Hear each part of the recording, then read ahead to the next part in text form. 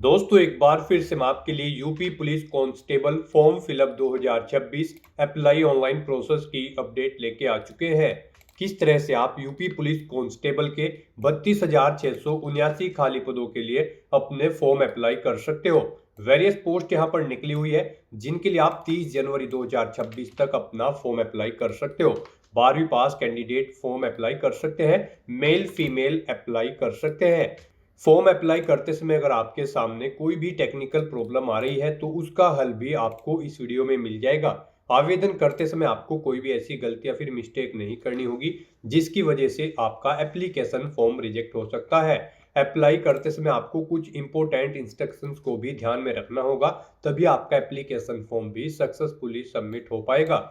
Apply करते समय आप अपना वन टाइम रजिस्ट्रेशन किस प्रकार से करोगे, कैसे आपको अपना वेरिफिकेशन करना होगा, पर्सनल इंफॉर्मेशन या फिर एजुकेशनल क्वालिफिकेशन की इंफॉर्मेशन आपको किस प्रकार से फिल करनी होगी, कैसे अपना लाइव फोटो कैप्चर करोगे, डॉक्यूमेंट सिग्नेचर फोटोग्राफ कैसे और कितने केबी में आपको अपलोड करने होंगे, फीस पेमेंट करते हुए रजिस्ट्रेशन से लेकर प्रिंट तक आपको किस तरह से अपना फॉर्म अप्लाई कर लेना होगा।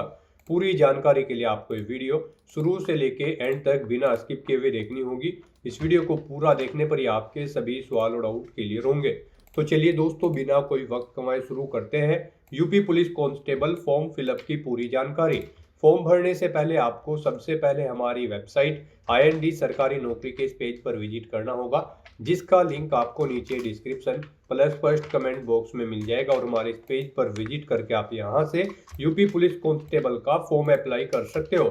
उत्तर प्रदेश पुलिस की ओर से कांस्टेबल का नोटिफिकेशन रिलीज कर दिया गया था।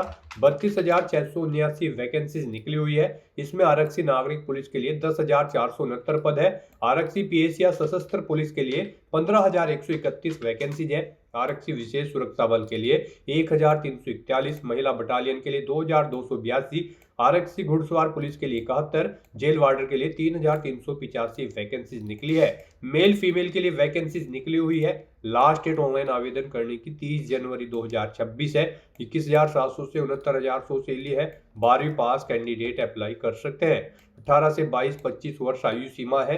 एज के बारे में जानकारी आप नोटिस से भी चेकआउट कर सकते हो। UR EWS OBC के लिए 500 रुपये फीस है। SC/ST के लिए 400, जो कि आप ऑनलाइन मोड से पेमेंट कर सकते हो।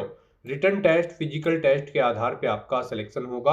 हाइट चेस्ट रेस फिजिकल की कंप्लीट डिटेल आप चेकआउट कर ले, ऑनलाइन अप्लाई कर सकते हो। यूपी जॉब लोकेशन है UPPRPB.in की ऑफिशियल वेबसाइट है, जिससे आप फॉर्म अप्लाई कर सकते हो। इंपोर्टेंट लिंक सेक्शन के अंतर्गत ऑफिशियल नोटिफिकेशन PDF लिंक पर क्लिक करके आप इसके PDF भी डाउनलोड कर सकते हो। इसके अंतर्गत आपको यहाँ पर पोस्ट वाइज और कैटेगरी वाइज वैकेंसीज की जानकारी देखने को मिल जाएगी।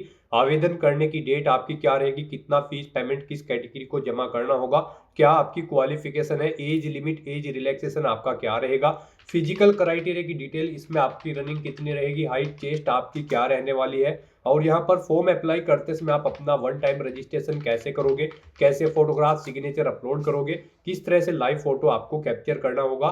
एग्जामिनेशन पैटर्न भी आपको डिटेल में यहाँ पर प्रोवाइड करा दिया गया है, सब्जेक्ट वाइज और सिलेबस भी टॉपिक वाइज आप पूरा चेकआउट कर सकते हो। स्क्रॉल डाउन करते हुए इस PDF के एंड में आपको पूरा सिलेबस देखने को मिल जाएगा। तो फॉर्म अप्लाई करने से पहले आपको ऑफिशियल नोटिफिकेशन की PDF कंप्लीटली रीड आउट करना अनिवार्य है। इसको पूरा पढ़ने से ही आपके सभी सवाल और डाउट क्लियर होंगे। PDF रीड आउट करने के बाद में आपको अप्लाई ऑनलाइन के इस लिंक पर क्लिक करना होगा, तो आपके सामने ऑनलाइन आवेदन करने का ये ऑफिशियल पोर्टल ओपन हो जाएगा। यहाँ पर आने के बाद आपको कुछ जनरल इंस्ट्रक्शंस दिए गए हैं। अपना OTR करने से पहले आपको इन्हें केयरफुली रीड करना है। उसके बाद आपको ओके के इस ऑप्शन पर क्लिक करना है। फिर आपके सामने यहाँ पर उत्तर प्रदेश पुलिस की वेबसाइट ओपन हो जाएगी। यहाँ पर गाइज अगर आपने पहले से रजिस्ट्रेशन कर रखा है तो आपको लॉगिन करके अपना फॉर्म अप्लाई करना है। लॉगिन करने के लिए आपके पास 3 ऑप्शन है।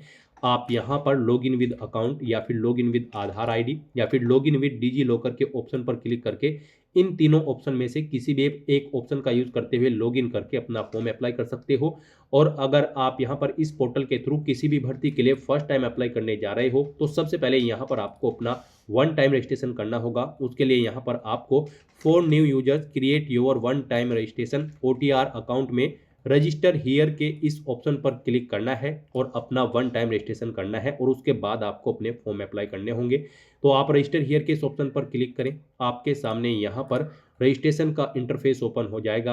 अब गाइज यहाँ पर आपको अपना ईमेल एड्रेस एंटर करना है, फिर आपको अपना मोबाइल नंबर एंटर करना है। उसके बाद आपको जनरेट ईमेल ओटीपी और जनरेट मोबाइल ओटीपी के ऑप्शन पर क्लिक करना है।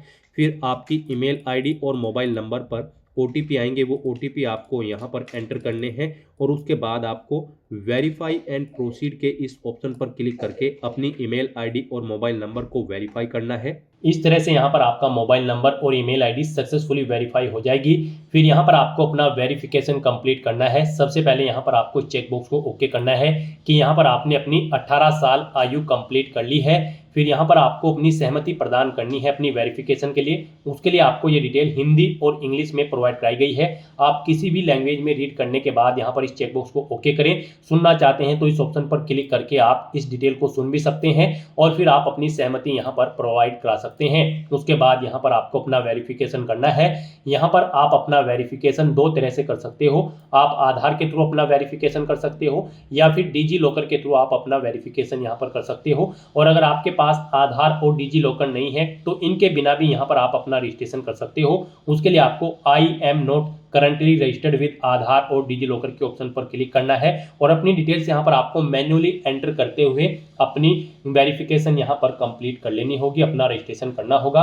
तो यहाँ पर हम आपको बता दें सबसे बेस्ट ऑप्शन आपके लिए आधार वेरिफिकेशन का रहेगा। यहाँ पर हम आपको सजेस्ट करेंगे आप आधार के थ्रू अपना वेरिफिकेशन कर लें। यहाँ पर बाद में भी आपको अपना वेरिफिकेशन करना होगा आधार के थ्रू। जब आप किसी भी भर्ती के लिए अप्लाई करेंगे तो हम आपको सजेस्ट करते हैं आप आधार के थ्रू अपना वेरिफिकेशन यहाँ पर कंप्लीट करें।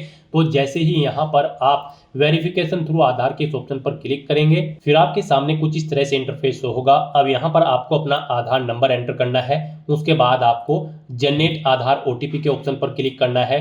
फिर आपके रजिस्टर्ड मोबाइल नंबर पर एक ओटीपी आएगा जिससे आपका आधार कार्ड लिंक है, वो ओटीपी आपको यहाँ पर एंटर करना है। और फिर गाइज आपको वेरीफाई एंड प्रोसीड के इस ऑप्शन पर क्लिक करते हुए आधार के थ्रू अपना वेरिफिकेशन कंप्लीट कर लेना है। इस तरह से यहाँ पर आपका आधार वेरिफिकेशन सक्सेसफुली कंप्लीट हो जाएगा। फिर यहाँ पर आपको अपनी नेशनलिटी सिलेक्ट कर लेनी है इंडिया। उसके बाद यहाँ पर आपको आपके आधार के अकॉर्डिंग कुछ चीज़ें आपकी ऑटोमेटिकली फिल मिल जाएगी, जैसे कि आपका नाम, आपकी डेट ऑफ बर्थ, आपका जेंडर और फिर यहाँ पर बस अब आपको अपने फादर का नाम एंटर करना है। उसके बाद यहाँ पर आपको अपनी 10वीं क्लास की डिटेल प्रोवाइड करनी है। यहाँ पर आपको अपना नाम एंटर करना है आपकी 10वीं की मार्कशीट के अकॉर्डिंग, यानी कि जो आपका नाम आपकी 10वीं की मार्कशीट में है वो एज इट इज आपको यहाँ पर टाइप करना है। फिर यहाँ पर आपको अपनी डेट ऑफ बर्थ एंटर करनी है अपनी 10वीं की मार्कशीट के अकॉर्डिंग DDMMYY फॉर्मेट में। उसके बाद यहाँ पर आपको अपना जेंडर सिलेक्ट करना है। उसके बाद यहाँ पर आपको अपने फादर का नाम दोबारा से टाइप करना है अपनी हाई स्कूल की मार्कशीट के अकॉर्डिंग। इस तरह से अपनी डिटेल प्रोवाइड करने के बाद फिर आपको प्रोसीड के इस ऑप्शन पर क्लिक करना है। नेक्स्ट यहाँ पर आपको अपना पासवर्ड क्रिएट करना है। यहाँ पर आपके पासवर्ड के लिए आपको गाइडलाइन दी गई है। आपका पासवर्ड कम से कम 8 कैरेक्टर का होना चाहिए और ये अल्फा न्यूमेरिक फॉर्मेट में होना चाहिए। मीन्स आपके पासवर्ड में कम से कम एक अपर केस कैरेक्टर, एक लोअर केस कैरेक्टर, एक इंटीजर नंबर और एक स्पेशल कैरेक्टर जैसे कि @ या फिर डॉलर होना चाहिए। तो इस फॉर्मेट में यहाँ पर आपको अपना पासवर्ड एंटर करना है। हम यहाँ पर आपको सैंपल के तौर पर दिखा रहे हैं। यहाँ पर आप अपने अकॉर्डिंग अपना पासवर्ड एंटर करें। वही पासवर्ड आप यहाँ पर कंफर्म पासवर्ड फील्ड में एंटर करें। उसके बाद आई एम नॉट ए रोबोट के चेकबॉक्स को ओके करें और फिर गाइज आप preview and create an account के इस ऑप्शन पर क्लिक कर दें। फिर यहाँ पर आपने जो डिटेल प्रोवाइड कराई है उसका पूरा प्रीव्यू यहाँ पर आपको शो कर दिया गया है। आपको सभी डिटेल्स केयरफुली चेकआउट करनी है। कहीं पर कोई मिस्टेक है तो आप एडिट बटन पर क्लिक करके एडिट कर सकते हो, नहीं तो यहाँ पर बस अब आपको इस चेकबॉक्स को ओके करना है और फिर गाइड क्रिएट एन अकाउंट के इस ऑप्शन पर क्लिक कर देना है। फिर आपके सामने मैसेज शो होगा कि यहाँ पर खाता बनाने के बाद आप अपना ईमेल आईडी और मोबाइल नंबर कभी भी चेंज नहीं कर पाओगे अगर यहाँ पर आप प्रोसीड ऑप्शन पर क्लिक कर देते हैं।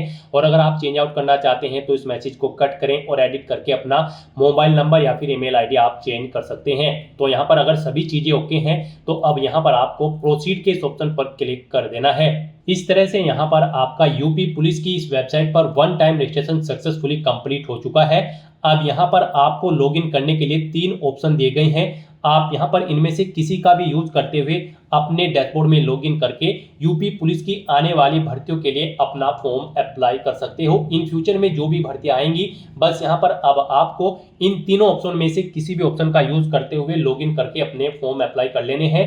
यहाँ पर आप लॉगिन विद अकाउंट के ऑप्शन पर क्लिक करके लॉगिन कर सकते हो। लॉगिन विद आधार आईडी के थ्रू आप लॉगिन कर सकते हैं, या फिर आप third option login with DigiLocker option का क्लिक करते हुए भी अपने डैशबोर्ड में लॉगिन करके अपने फॉर्म अप्लाई कर सकते हो। गाइस, यहाँ पर जैसे ही आप लॉगिन विद अकाउंट इस ऑप्शन पर क्लिक करेंगे, आपके सामने कुछ इस तरह से इंटरफेस होगा। यहाँ पर आने के बाद आपको अपना मोबाइल नंबर या फिर ईमेल आईडी एंटर करनी है, अपना पासवर्ड आपको एंटर करना है जो पासवर्ड आपने क्रिएट किया है। फिर यहाँ पर आपको I am not a robot के चेकबॉक्स को ओके करना है और उसके बाद आपको लॉगिन के इस ऑप्शन पर क्लिक करते हुए अपने डैशबोर्ड में लॉगिन कर लेना है। लॉगिन ऑप्शन पर क्लिक करते ही आपके सामने 2 फैक्टर ऑथेंटिकेशन का ये मोड ओपन होगा। अब यहाँ पर आपको 2 ऑप्शन दिए गए हैं। यहाँ पर आप सेंड ओटीपी टू ईमेल के ऑप्शन पर क्लिक करें, आपकी ईमेल पर एक ओटीपी जाएगा, वो ओटीपी आप यहाँ पर एंटर करें और फिर लॉगिन के ऑप्शन पर क्लिक करते हुए अपने डैशबोर्ड में लॉगिन कर ले। या फिर जो सेकंड ऑप्शन है वो यहाँ पर सेंड ओटीपी टू फोन का है, आप इस ऑप्शन पर क्लिक करें, आपके मोबाइल नंबर पर एक ओटीपी जाएगा, वो ओटीपी आप यहाँ पर एंटर करें और फिर आप लॉगिन के इस ऑप्शन पर क्लिक करते हुए अपने डैशबोर्ड में लॉगिन कर ले। फिर आपके सामने आपका डैशबोर्ड कुछ इस तरह से ओपन होगा। यहाँ पर आपको अपना फॉर्म अप्लाई करने से पहले कुछ जनरल इंस्ट्रक्शन दिए गए हैं, आपको इन्हें केयरफुली रीड कर लेना है। उसके बाद आपको यहाँ पर ऑनलाइन एप्लीकेशन के 2 टैब दिए गए हैं, आपको इनमें से किसी पर भी क्लिक करना है। फिर आपके सामने कुछ इस तरह से इंटरफेस ओपन होगा। यहाँ पर आने के बाद आपको उत्तर प्रदेश पुलिस में आरक्षी नागरिक पुलिस एवं समकक्ष पदों पर सीधी भर्ती 2025 के इस सेक्शन में आना है। यहाँ पर आने के बाद गाइज आपको इस चेकबॉक्स को ओके करना है और उसके बाद फिर अप्लाई के इस ऑप्शन पर क्लिक करना है। फिर आपके सामने कुछ इस तरह से इंटरफेस ओपन होगा। यहाँ पर आपका फॉर्म स्टार्ट हो चुका है। आपकी पर्सनल इन्फॉर्मेशन आपको कुछ ऑटोमेटिकली फिर मिलेगी जो आपने रजिस्ट्रेशन टाइम पे प्रोवाइड कराई थी।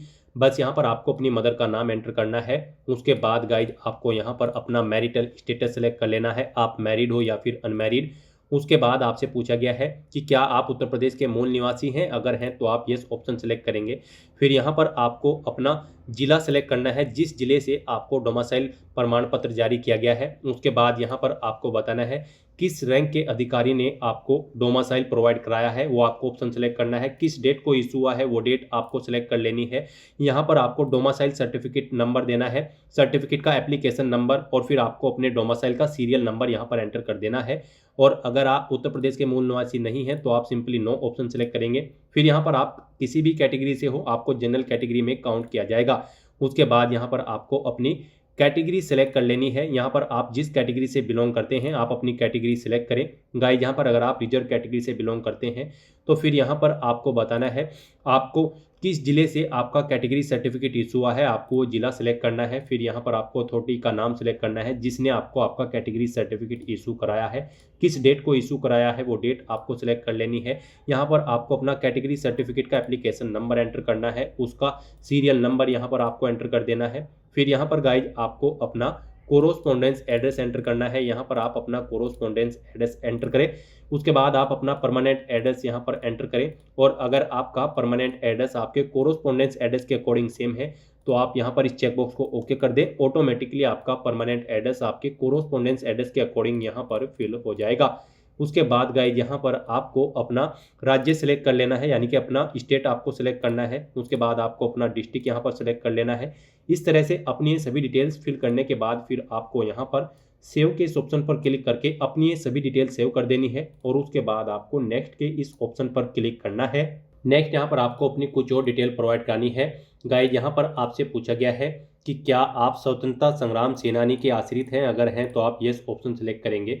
उसकी डिटेल यहाँ पर आप देंगे, जैसे कि स्वतंत्रता संग्राम सेनानी आश्रित प्रमाण पत्र जारी करने वाला जिला यहाँ पर आपको सेलेक्ट करना होगा, यानी कि जिस जिले का आपके पास यहाँ पर प्रमाण पत्र है वो जिला आपको यहाँ पर सेलेक्ट करना है। उसके बाद किस डेट को इशू हुआ है वो डेट आपको सेलेक्ट करनी है। स्वतंत्रता संग्राम सेनानी आश्रित प्रमाण पत्र का क्रमांक संख्या यहाँ पर आपको देनी है। किस अथॉरिटी ने इशू किया है उसका नाम यहाँ पर आपको देना है। और अगर आप स्वतंत्रता संग्राम सेनानी के आश्रित नहीं हैं तो आप सिंपली नो ऑप्शन सेलेक्ट करेंगे। फिर आपसे पूछा गया कि क्या आप एक सर्विसमैन हैं, अगर हैं तो आप यस ऑप्शन सेलेक्ट करें। उसकी डिटेल प्रोवाइड कराएं, जैसे कि यहाँ पर आपको ESM नामांकन की तिथि आपको सिलेक्ट कर लेनी है। फिर यहाँ पर आपको सेवा की मुक्ति की तिथि सिलेक्ट कर लेनी है। और अगर आप ईएक्स सर्विसमैन नहीं हैं तो आप सिंपली नो ऑप्शन सेलेक्ट करेंगे। उसके बाद आपसे पूछा गया है कि क्या आप उत्तर प्रदेश के राज्य के कर्मचारी हैं और आपके पास अपेक्षित प्रमाण पत्र हैं, अगर है तो आप यस करें और फिर यहाँ पर उसकी डिटेल प्रोवाइड कराएं। जैसे कि उत्तर प्रदेश के राज्य की सेवाओं में शामिल होने की तिथि आपको सिलेक्ट करनी है, यहाँ पर एनओसी जारी करने की तिथि आपको सिलेक्ट कर लेनी है, सेवा की अवधि यहाँ पर इस डेट के अकॉर्डिंग कैलकुलेट करके आपको शो कर दी जाएगी, एनओसी सीरियल नंबर यहाँ पर आपको देना है, इशूइंग अथॉरिटी का नाम देना है जिसने आपको यहाँ पर एनओसी इशू कराई है। और अगर आप यहाँ पर उत्तर प्रदेश के राज्य के कर्मचारी नहीं हैं तो आप सिंपली नो ऑप्शन सेलेक्ट करेंगे, फिर आपको आगे की डिटेल नहीं देनी होगी। फिर आपसे पूछा गया कि क्या आपने कम से कम 3 साल के लिए होमगार्ड के रूप में सेवा की है, अगर की है तो आप यस करेंगे, नहीं की है तो आप नो ऑप्शन सेलेक्ट करेंगे। इस तरह से अपनी डिटेल प्रोवाइड करने के बाद गाइज आपको फिर यहाँ पर सेव के इस ऑप्शन पर क्लिक करके अपनी ये सभी डिटेल सेव कर देनी है और फिर आपको यहाँ पर नेक्स्ट के इस ऑप्शन पर क्लिक करना है। नेक्स्ट यहाँ पर आपको अपनी एजुकेशनल क्वालिफिकेशन की डिटेल प्रोवाइड करनी है। गाइस यहाँ पर यूपी पुलिस कांस्टेबल की इस भर्ती में पार्टिसिपेट करने के लिए आपका 12वीं क्लास पास आउट होना जरूरी है या फिर इसके इक्विवेलेंट क्वालिफिकेशन आपकी होनी चाहिए। तो यहाँ पर आपको अपनी 10वीं और 12वीं क्लास की डिटेल देनी है। गाइस यहाँ पर अगर आपने इस पोर्टल के थ्रू पहले भी किसी भर्ती के लिए अपना फॉर्म अप्लाई किया है और उसमें आपने अपनी 10वीं क्लास की डिटेल प्रोवाइड कराई होगी तो वो डिटेल यहाँ पर आपको ऑटोमेटिकली फिर मिलेगी। इसमें अगर आप कुछ एडिट करना चाहते हैं तो आप पेंसिल के इस ऑप्शन पर क्लिक करके आप एडिट कर सकते हैं। और अगर आप फर्स्ट टाइम अप्लाई कर रहे हो तो फिर आपको यहाँ पर 10th स्टैंडर्ड के इस ऑप्शन पर क्लिक करके अपनी 10वीं क्लास की डिटेल यहाँ पर ऐड कर देनी होगी। और अगर आपने ऑलरेडी ऐड कर रखी है यानी कि आपने पहले से कभी किसी भर्ती के लिए इस पोर्टल के थ्रू अप्लाई किया है कोई भी फॉर्म, तो फिर आपको बस यहाँ पर 12वीं क्लास की डिटेल ऐड करनी होगी। उसके लिए अब आपको यहाँ पर 12th स्टैंडर्ड और इक्विवेलेंट के इस ऑप्शन पर क्लिक करना है और यहाँ पर आपको अपनी 12वीं क्लास की डिटेल प्रोवाइड करनी है। सबसे पहले यहाँ पर आपको बोर्ड का नाम सेलेक्ट करना है, जिस बोर्ड से आपने अपनी 12वीं क्लास पास आउट की है, कब आपने पास आउट की है वो यहाँ पर डेट आपको सेलेक्ट कर लेनी है। अपना 12वीं का रोल नंबर यहाँ पर आपको एंटर करना है, सर्टिफिकेट का सीरियल नंबर आपको यहाँ पर एंटर करना है और उसके बाद आपको ऐड के इस ऑप्शन पर क्लिक करके अपनी 12वीं क्लास की डिटेल इस तरह से यहाँ पर आपको ऐड कर देनी है। इसी तरह से यहाँ पर आप अपनी 10वीं क्लास की डिटेल भी ऐड कर सकते हो। तो इस तरह से यहाँ पर आपको अपनी क्वालिफिकेशन की डिटेल ऐड करनी है। इस तरह से यहाँ पर अपनी 10वीं और 12वीं क्लास की डिटेल ऐड करने के बाद गाइज आपको फिर नेक्स्ट के इस ऑप्शन पर क्लिक करना है। नेक्स्ट यहाँ पर आपको अपने डॉक्यूमेंट अपलोड करने हैं। गाइज यहाँ पर आपको अपना कास्ट सर्टिफिकेट अपलोड करना है अगर आप रिजर्व कैटेगरी से बिलोंग करते हैं। फिर आपको अपना डोमिसाइल सर्टिफिकेट अपलोड करना है। उसके बाद आपको अपनी 10वीं क्लास की सर्टिफिकेट, मार्कशीट, 12वीं क्लास का सर्टिफिकेट और मार्कशीट अपलोड करने हैं। इनके लिए आपको यहाँ पर ये एरो की के ऑप्शन दिए गए हैं, आप इन ऑप्शन पर क्लिक करके अपने इन डॉक्यूमेंट्स को अपलोड कर सकते हो। इनके लिए आपको गाइडलाइन भी दी गई है। जैसे ही आप इन एरो की के ऑप्शन पर क्लिक करेंगे आपके सामने ये पॉपअप शो होगा, यहाँ पर आप चेकआउट कर सकते हो। आपके डॉक्यूमेंट यहाँ पर 1 MB से कम होने चाहिए और ये यहाँ पर PDF फॉर्मेट में होने चाहिए। तो अपने इन डॉक्यूमेंट्स को अपलोड करने के लिए आपको ब्राउज के इस ऑप्शन पर क्लिक करना है, फाइल को सेलेक्ट कर लेना है और फिर आपको सेव के ऑप्शन पर क्लिक करके 1 by 1 करके अपने सभी डॉक्यूमेंट्स को यहाँ पर अपलोड कर देना है। इस तरह से यहाँ पर अपने सभी डॉक्यूमेंट अपलोड करने के बाद फिर आप व्यू के इन ऑप्शन पर क्लिक करके आप इन्हें व्यू भी कर सकते हैं। गलती से कोई डॉक्यूमेंट गलत अपलोड हो गया है तो आप डिलीट के इन ऑप्शन पर क्लिक करके आप इन्हें डिलीट भी कर सकते हैं। इस तरह से यहाँ पर आपको अपने ये सभी डॉक्यूमेंट अपलोड कर देने हैं। उसके बाद गाइस यहाँ पर आपको अपना लाइव फोटो कैप्चर करना है। उसके लिए आपको यहाँ पर कैप्चर लाइव इमेज के इस ऑप्शन पर क्लिक करना है। फिर आपके सामने कुछ इस तरह से इंटरफेस शो होगा। अब आपको यहाँ पर इस सर्कल में अपना फेस रखना है और आपको यहाँ पर अपने पलकों को झपकाना है और कैप्चर के इस ऑप्शन पर क्लिक करते हुए यहाँ पर आपको अपना लाइव फोटो कैप्चर कर लेना है अपने वेब कैमरा या फिर मोबाइल के थ्रू। इस तरह से यहाँ पर आप अपना लाइव फोटो कैप्चर कर सकते हैं। फोटो कैप्चर करते समय यहाँ पर आपको कुछ चीज़ों का ध्यान रखना होगा। यहाँ पर जब आप अपना फोटो कैप्चर करेंगे आपका चेहरा बिल्कुल स्पष्ट होना चाहिए, किसी तरह से किसी आभूषण वगैरह या फिर कपड़े से ढका हुआ नहीं होना चाहिए। फोटो कैप्चर करते समय यहाँ पर आपको जिस स्थान पर आप अपना फोटो कैप्चर करेंगे वहां पर सिंपल बैकग्राउंड होना चाहिए और प्रॉपर वे में लाइट होनी चाहिए। आपको अपने चेहरे पर कोई सनग्लासेस वगैरह नहीं पहनना है, कानों में कोई ईयरफोन्स वगैरह नहीं लगाने हैं। यहाँ पर आपको ये इंस्ट्रक्शन दी गई हैं, इन्हें ध्यान में रखते हुए आपको अपना फोटो कैप्चर करना है। साथ ही साथ गाइज आपको यहाँ पर कुछ सैंपल भी दिए गए हैं। यहाँ पर सैंपल ऑफ फ्यू रिजेक्टेबल फोटोज आपको यहाँ पर इस ऑप्शन पर क्लिक करना है और चेकआउट कर लेना है कि किस तरह के फोटो आपके एक्सेप्टेबल होंगे और किस तरह के फोटो यहाँ पर आपके एक्सेप्टेबल नहीं होंगे। तो जैसे ही आप इस ऑप्शन पर क्लिक करेंगे आपके सामने ये पॉपअप शो होगा, यहाँ से आप चेकआउट कर सकते हो। इस फॉर्मेट में आपके फ़ोटो एक्सेप्टेबल नहीं होंगे, यहाँ पर आपको बता दिया गया है, और केवल इस फॉर्मेट में यहाँ पर आपका फ़ोटो एक्सेप्टेबल होगा। आपको सर्कल के बीचों बीच अपना फेस रखना है, प्रॉपर वे में लाइट रखनी है, तभी आपका फ़ोटो यहाँ पर एक्सेप्टेबल होगा। तो इस फॉर्मेट में आपका फ़ोटो एक्सेप्टेबल होगा। तो इन इंस्ट्रक्शंस को ध्यान में रखते हुए यहाँ पर आपको अपना लाइव फ़ोटो कैप्चर कर लेना है अपने वेब कैमरा या फिर मोबाइल फ़ोन के थ्रू। उसके बाद यहाँ पर आपको अपने सिग्नेचर अपलोड करने हैं। सिग्नेचर यहाँ पर आपके 5 KB से 20 KB के बीच में होने चाहिए, जेपीजी या फिर जेपीईजी फॉर्मेट में होने चाहिए। आपको एक वाइट पेपर पर ब्लैक या फिर ब्लू इंक पेन से अपने सिग्नेचर करने हैं, और सिग्नेचर अपलोड करने के लिए आपको यहाँ पर ब्राउज के इस ऑप्शन पर क्लिक करना है, फाइल को सेलेक्ट कर लेना है और अपने सिग्नेचर भी यहाँ पर आपको अपलोड कर देने हैं। इस तरह से अपना फोटो, सिग्नेचर और डॉक्यूमेंट अपलोड करने के बाद गाइज आपको फिर सेव के इस ऑप्शन पर क्लिक करके अपने इन सभी डॉक्यूमेंट्स को सेव कर देना है, और फिर आपको यहाँ पर नेक्स्ट के इस ऑप्शन पर क्लिक करना है। नेक्स्ट यहाँ पर आपको अपनी पोस्ट प्रेफरेंस देनी है। यहाँ पर आप जिस पोस्ट को जिस नंबर पर प्रेफरेंस देना चाहते हैं उसके सामने उसी नंबर पर आप प्लस के ऑप्शन पर क्लिक करेंगे। मान लीजिए यहाँ पर आप आरएक्सी पीएससी सशस्त्र पुलिस पुरुष, constable PSC arm police male को जो सेकंड नंबर पर है इसे आप फर्स्ट नंबर पर प्रेफरेंस देना चाहते हैं, तो इसे आप फर्स्ट नंबर पर क्लिक करें। यहाँ पर इसे फर्स्ट नंबर पर प्रेफरेंस दिया जाएगा। तो यहाँ पर आप जिस पोस्ट के सामने जिस नंबर पर प्लस के ऑप्शन पर क्लिक करेंगे उसे उसी नंबर पर यहाँ पर प्रेफरेंस दिया जाएगा। इस तरह से यहाँ पर आपको 1 बाय 1 करके अपनी पोस्ट प्रेफरेंस ऐड कर देनी है।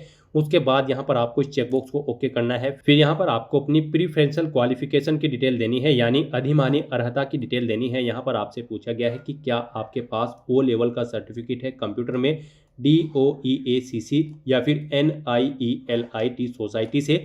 अगर है तो आप यस करेंगे, और फिर यहाँ पर अपना वो सर्टिफिकेट आप अपलोड करेंगे। आपको ब्राउज के ऑप्शन पर क्लिक करना है, फाइल को सिलेक्ट कर लेना है और अपना ये सर्टिफिकेट यहाँ पर आपको अपलोड कर देना है।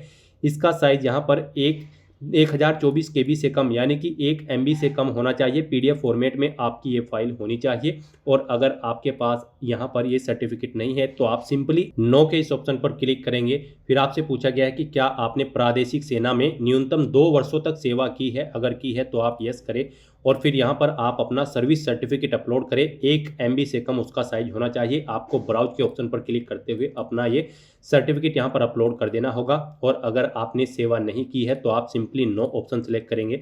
फिर आपसे पूछा गया है कि क्या आपके पास यहाँ पर NCC का B सर्टिफिकेट है, अगर है तो यस करें और उसे अपलोड करें, नहीं है तो आप नो ऑप्शन सेलेक्ट करें। उसके बाद आपको डिक्लेरेशन सेक्शन में आना है। इन सभी डिटेल्स को 1 बाय 1 करके आपको केयरफुली रीड कर लेना है, और फिर इन चेकबॉक्सेस को आपको 1 बाय 1 करके ओके करना है। उसके बाद यहाँ पर आपको कुछ अपनी एडिशनल डिटेल्स प्रोवाइड करनी है। यहाँ पर आपसे कहा गया है कि क्या आप घोषणा करते हैं या करती हैं कि आप अविवाहित है या फिर विधुर है या फिर विधवा है, या आपके द्वारा केवल एक ही जीवित जीवन साथी है, आप यह भी घोषणा करते हैं या करती हैं।